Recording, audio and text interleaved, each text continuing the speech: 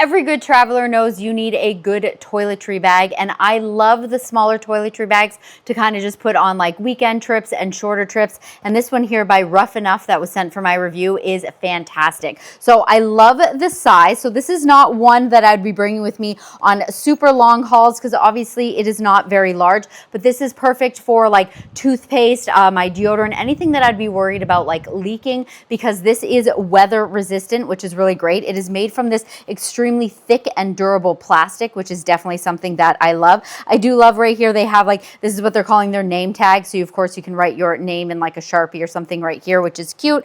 You do have the little zippered section here.